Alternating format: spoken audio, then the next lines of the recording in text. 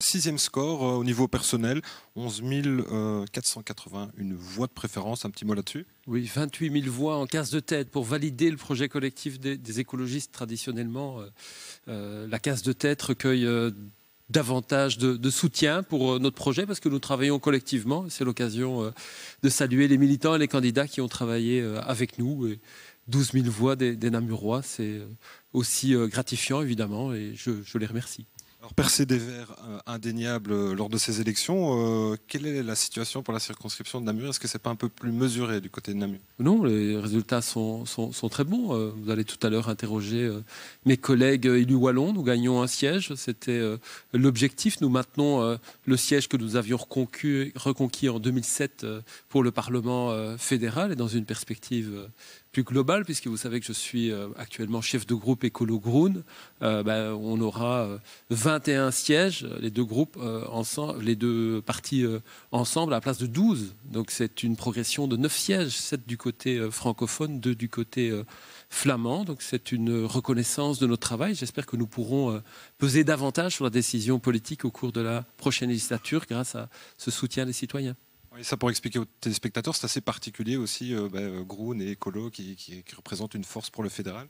Oui, parce que nous sommes les deux seuls partis à faire groupe commun au Parlement fédéral. Les collègues du PS et du SPA sont deux groupes distincts, identiquement le CDH et le CDNV, ou le MR et le VLD. Ça nous donne une force supplémentaire. Vous savez qu'il y a des candidats, un candidat namurois qui était candidat en Flandre, des candidats de Groen sur des listes francophones. On essaye vraiment, dans un État fédéral où les décisions qui sont prises valent d'Arlon à Ostende en passant par Jeudine et Anvers, de travailler ensemble, et aussi parce que ce qui nous unit en tant qu'écologistes dépasse les frontières linguistiques. C'est la question climatique qui est essentielle aujourd'hui, c'est la question de la justice sociale, de la démocratie, et ensemble on est plus fort.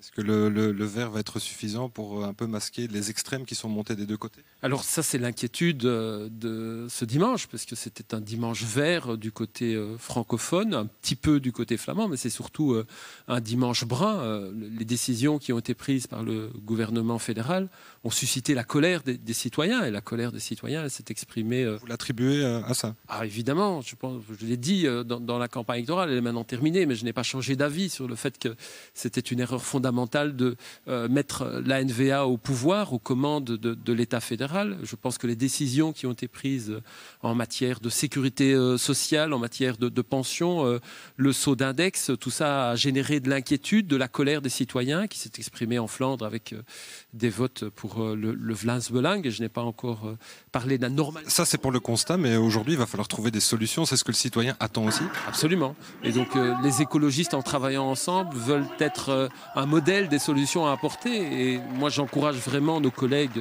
ici présents de parler avec leur équivalent flamand pour essayer de trouver des démocrates responsables qui seront prêts à travailler dans le sens du bien commun, de solutions pour le climat, c'est aujourd'hui urgent, en matière de justice sociale. Le taux de pauvreté qui augmente dans notre pays explique la colère des citoyens. En matière de démocratie aussi, il y a un décrochage, beaucoup d'abstention, beaucoup de personnes qui n'ont pas voté ce dimanche. Il faudra travailler pour rétablir la confiance et nous sommes candidats à le faire et j'espère que nous trouverons des partenaires. Toute dernière question, très rapidement, on a vu parfois que ça chauffait entre certains partis, même au niveau francophone. On pense par exemple Écolo, MR. Quand on voit la montée des extrêmes, il ne faudrait pas que les partis traditionnels se reparlent d'une manière parfois un peu plus... On se parle, mais on n'est pas toujours d'accord. Et la démocratie, c'est aussi de pouvoir exprimer des désaccords, parce que si on laisse croire aux citoyens qu'on est tous les mêmes et qu'on s'arrange de toute façon à la fin, je pense que ce n'est pas un service à rendre à la démocratie. Alors on sort d'une campagne électorale qui a parfois été violente, en tout cas nous l'avons reproché au MR avec des mensonges qui nous ont déplu très fortement, mais maintenant la campagne est terminée. Elle est terminée.